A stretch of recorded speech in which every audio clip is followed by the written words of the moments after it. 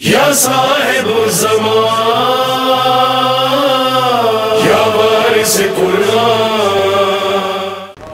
عزیزان ہوتا امام حسین کے کوئی چھوٹا بڑا نہیں ہے، کچھ بھی کرنے کی کوشش کر لیں عزیزان محترم، امام حسین کی بارگاہ میں وسیع ہے، شب جمعہ ہے، تمام روحیں کربلا پہنچی ہوئی ہیں۔ آیت اللہ شہید دست غیب بیان کرتے ہیں کہ عالم دین خواب میں دیکھتے ہیں کہ شب جمعہ مولا کا حرم باب قبلہ دروازے پہ ایک جوان آیا، اس نے سلام کیا امام کو، تو اس نے خواب میں دیکھا کہ امام نے جواب دیا اور مسکرائے، یہ بھی مسکرایا۔ دوسرے دن شب جمعہ تھی، یہ پہنچا، اس نے دیکھا وہی جوان اسی جگہ کھڑا ہوا ہے، اس نے سلام کیا، اب اسے امام تو نظر نہیں آ رہے، لیکن دیکھا کہ جوان مسکرایا ہے، تو یہ جوان کے قریب کیا، جب وہ فارغ ہو گیا نماز زیارت پڑھ کے، کہا کہ ماجرا کیا ہے؟ کہا کیسا؟ کہا میں نے ایسے ایسے ایسے خواب میں دیکھا ہے۔ کہا صحیح دیکھا ہے، میں جب بھی امام کے پاس آتا ہوں سلام کرتا ہوں، امام مجھے جواب دیتے ہیں اور مسکراتے ہیں۔ کہا تم نے ایسا کیا کیا ہے؟ کہا میں کربلا سے تھوڑی دور رہتا ہوں اور میرے پاس ایک ہی سواری ہے، میرے ماں باپ بوڑھے ہیں، میں ایک ہفتے اپنے باپ کو لے کے آتا ہوں زیارت پہ، ایک ہفتے اپنی ماں کو لے کر آتا ہوں۔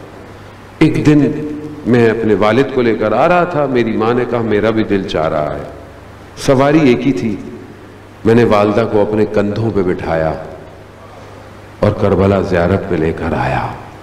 کہا اس دن سے امام میرے سلام کا جواب دیتے ہیں۔ خوب کیوں؟ خوب ظاہر کی خدمت کر رہا ہے۔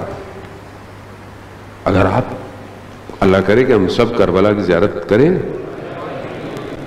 لیکن اگر نہیں جا سکے تو دل چھوٹا مت کیا کریں، جو جا رہا ہے کبھی جا کے اس کے جوتے صاف کر دیں، کبھی جا کے اس کو کوئی چھوٹی سی چیز دیتے ہیں کہ تم جا رہے ہو رستے میں شاید تمہارے کام آ جائے، کچھ نہیں تو یہ رومال لے جاؤ، جب گریے کرنا تو اسی سے آنسو صاف کرنا۔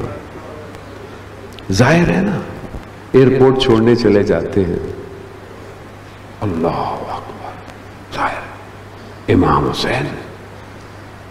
حسین اتنا ہی کریم ہے کہ آیت اللہ شمس الدین کہتے ہیں واقعہ طولانی ہے، ایک نان مسلم تھا، بہرحال کسی قبیلے کے ساتھ کربلا پہنچ گیا کیونکہ ان کا مہمان تھا، انہوں نے کہا کہ تم یہی رکو، شب عاشور تھی، سب گریا کر رہے ہیں، اسے پتہ ہی نہیں تھا یہ کیا ہو رہا ہے، کیا ماحول ہے، رونا دھونا، اس کو باہر بٹھایا، وہ چلے گئے، انہوں نے کہا ہم آئیں گے، اس کی آنکھ لگ گئی، اس نے خواب میں دیکھا کہ حرم کے پاس ایک شخصیت ہے، ایک نورانی شخصیت ہے اور دو شخص کھڑے ہوئے ہیں، ان کے ہاتھوں میں پیپر ہے۔